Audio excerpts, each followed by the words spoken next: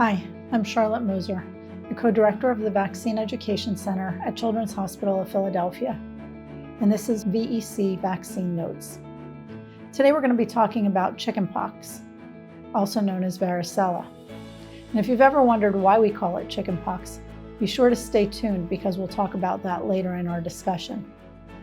First, we're going to go over chickenpox disease, the vaccine that we use to prevent it, some common questions we receive here at the Vaccine Education Center, and we'll finish up with some relative risks and benefits considerations. Now, the chickenpox vaccine's been available since 1995, so for more than 30 years, we've been able to protect children against what used to be considered a rite of passage. Most children got chickenpox and they recovered and everything was fine. But what most people don't know is that every week before we had a vaccine, 1 to 2 children would die per week from chickenpox. So it's nice that now we don't need to worry about that because we can protect our children against that disease. Chickenpox is caused by varicella virus, and like measles virus and polio virus, the varicella virus only infects humans.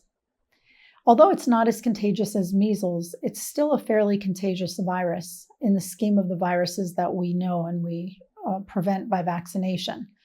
If 100 susceptible people are sitting in a room and one person with chickenpox enters the room and is there for a few hours, about 85 of the 100 people will go on to develop chickenpox. The virus is contained in respiratory droplets as well as in the blisters that form during the rash. So that means the virus can be spread in 3 ways. If an infected person coughs or sneezes, there will be virus particles in their respiratory secretions, and that can spread the virus. Or the other 2 ways result from the liquid that's in the blisters that form the rash. Either if someone comes in contact with those blisters by physically touching them and gets some of the liquid on their hands and then puts it in their mouth or nose, or if the blisters break on their own, they actually can create an aerosol that contains the virus particles. Most people, when they think of chickenpox, they think of the rash, but people will usually have a few symptoms before the rash develops. 1 or 2 days before the rash, people often have fever, fatigue, lack of appetite, and tiredness. And then the rash develops, and the rash develops in a series of crops or groups of lesions that develop over time. The rash usually starts on the chest or the back or the face, and then it goes to the rest of the body. Now, the lesions themselves start as red bumps on the skin, and then they become fluid-filled blisters, and then those blisters will burst and the lesion will scab over. So you can expect that somebody with chickenpox could have lesions in all 3 of those states at any given point during the time when they have their rash. Because as the crops develop, they're in different stages of development. So in a small part of the person's skin, you maybe see all 3 of those kinds of lesions. The person is contagious from about 2 days before the rash develops until the last set of lesions or the final crop scab over. A person with chickenpox will typically have about 250 to 500 lesions, and they can be itchy. And if the person scratches them open, they can form permanent scars. The open wounds, either from scratching or because the lesions burst on their own, also make people susceptible to a secondary infection. And one of the more common complications that's seen with chickenpox, which is bacterial infections, specifically infections of 1 or more of the lesions. One of the examples is group A streptococcus, which is more commonly known as flesh-eating bacteria. And because we have bacteria on our skin, it's common that bacteria would get into those open wounds as the chickenpox blisters come open and before they scab. Now, there are several other complications that can occur with chickenpox, including pneumonia, which is an infection of the lungs, encephalitis, which is an inflammation of the brain, bloodstream infection called sepsis. People can also have a situation where they have profuse bleeding or even internal bleeding as a result of damage to their blood vessels. And chickenpox can also cause dehydration as well as inflammation of several different organs, including but not exclusively the kidneys, the liver, the appendix, the testes, And so you can look on our website for a more comprehensive list. Now, 2 other complications of chickenpox are worth mentioning. One is called cerebral ataxia, and that is a lack of coordination and balance. And that can actually occur before the onset of rash, as long as up to several weeks after the chickenpox infection. And a second complication to be aware of is stroke, which can happen even months after the person's recovered from chickenpox. Now, as you can see, chickenpox is mild for most people, but there are some rather scary complications that can occur. And we can't predict for whom those complications will occur. But there are some groups of people that we know are more likely to experience severe chickenpox infections. First, adults are more likely to have severe disease and die from chickenpox compared with children. And when chickenpox infection occurs during pregnancy, the pregnant person is more likely to require mechanical ventilation, and the baby is more likely to be born prematurely. If the baby is infected with varicella during pregnancy, they can be born with a series of different birth defects, including small size, small head called microcephaly, shortened limbs, developmental delays, and other conditions. We have a comprehensive list on the varicella webpage on our website at vaccine.chop.edu. Okay, let's switch gears and talk about the vaccine. Like measles, mumps, and rubella vaccines, the chickenpox vaccine is made using a live weakened form of the varicella virus. Now, varicella virus typically grows in the back of the throat and in skin cells when it infects humans.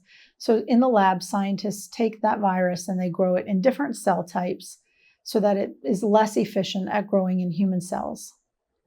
In the case of varicella vaccine, the virus was weakened by growing it in the lab in 3 different kinds of cells: human lung and embryonic fibroblast cells, and then guinea pig fibroblast cells.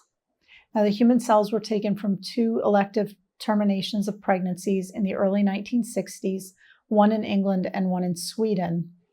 And some people wonder how we can still continue to use those cells. And we go through the details of that from a link on our webpage. So check the varicella page if you're interested in learning more about that. Now, the virus that was used to make the chickenpox vaccine was isolated originally from a little boy in Japan who had chickenpox. And it's called the Oka strain, OKA, because his family name was Oka.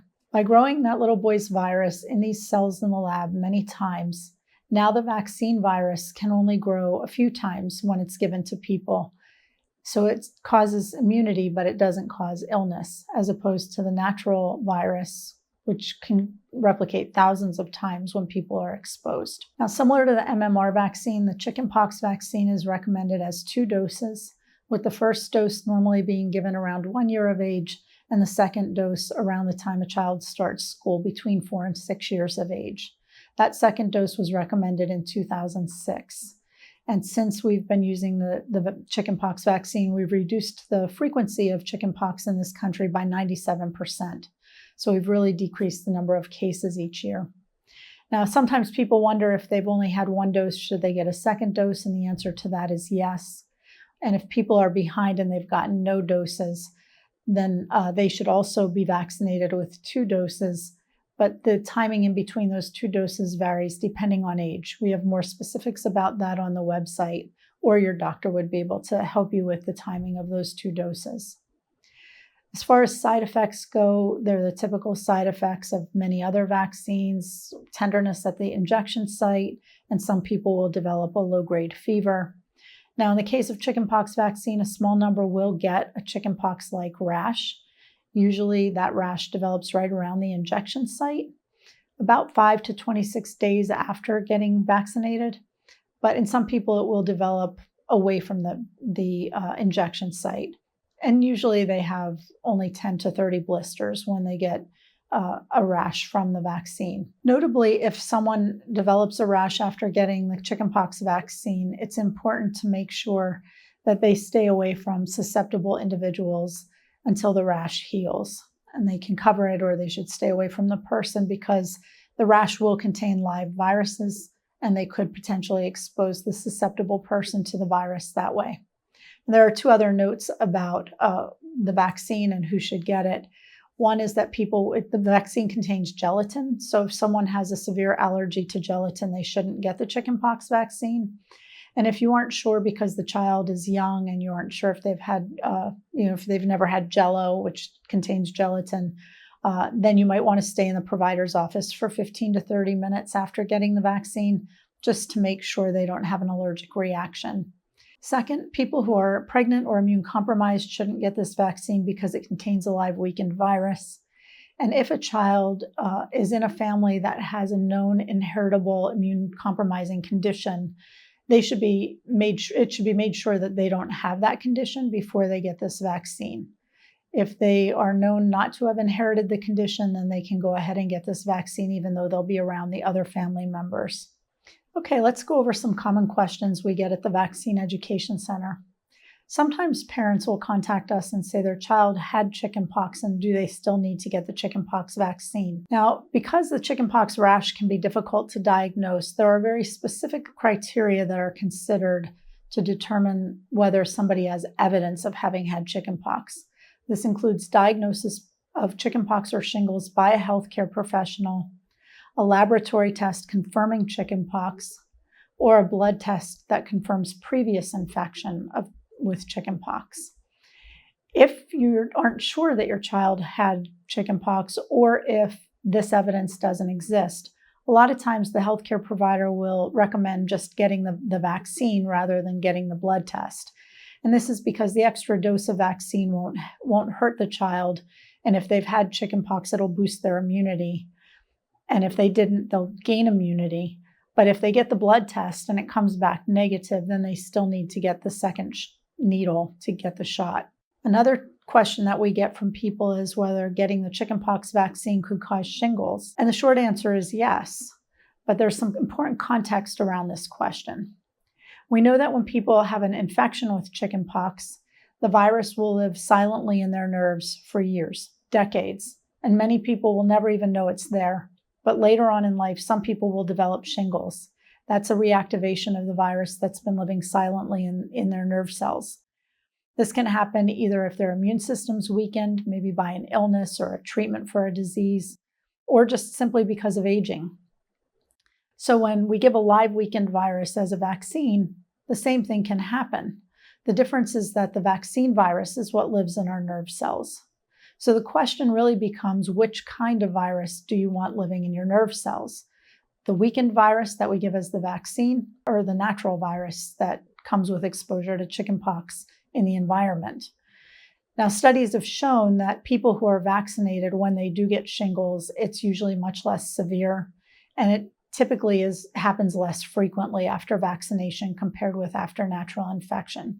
So we do have data that shows that, yes, you can get shingles after you've had the chickenpox vaccine, but it really comes down to which virus you prefer having living in your cells. Since the chickenpox vaccine was introduced about 30 years ago, we've actually seen a decrease in the incidence of shingles as well. Now, some parents wonder, if we give the chickenpox vaccine during childhood, are we actually going to cause more adults to get chickenpox? And since chickenpox is more severe in adults, there was a concern that we're pushing the age to when chickenpox occurs by delaying it during childhood. And this could be a concern if immunity to the vaccine waned. But because the vaccine's been available for 30 years, we now have good data that suggests that we don't need to worry about a waning of immunity from this vaccine. And we also have even longer experience with vaccines like measles and rubella vaccine, which are similar formats, these live weakened viral vaccines that really show that getting vaccinated with this live weakened version of a virus usually confers lifelong or very long, decades-long protection.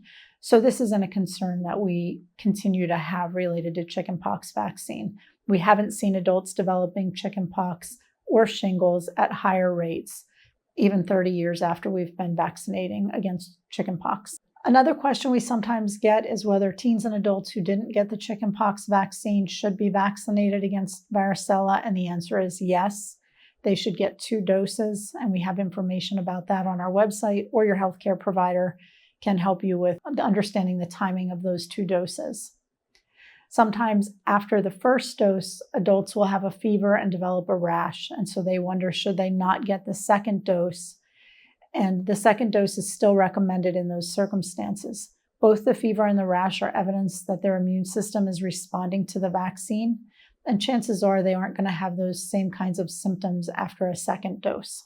Finally, some people wonder why we call it chickenpox. And there are actually several theories. Nobody knows exactly why.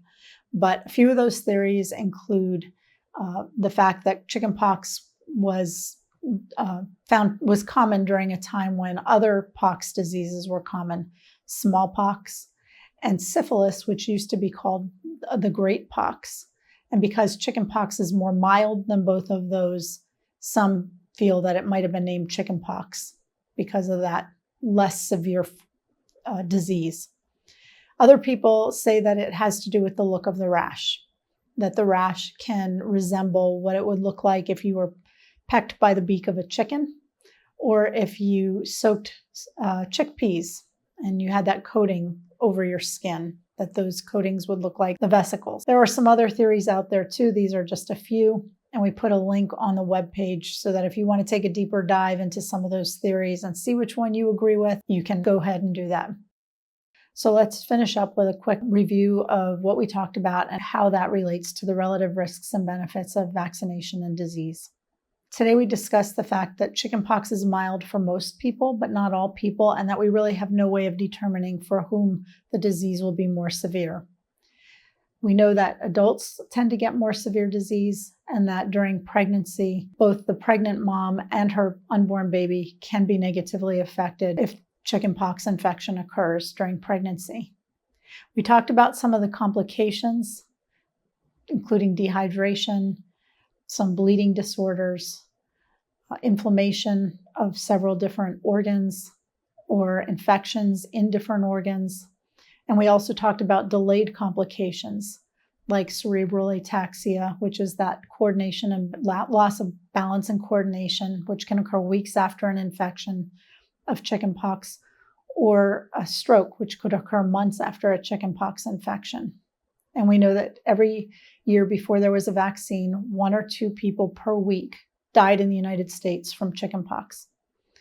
On the other hand, we know that the vaccine causes side effects like tenderness at the injection site, low-grade fever, in a small number of people a rash, but usually with only 10 to 30 lesions as opposed to 250 to 500 lesions, which occurs during the disease.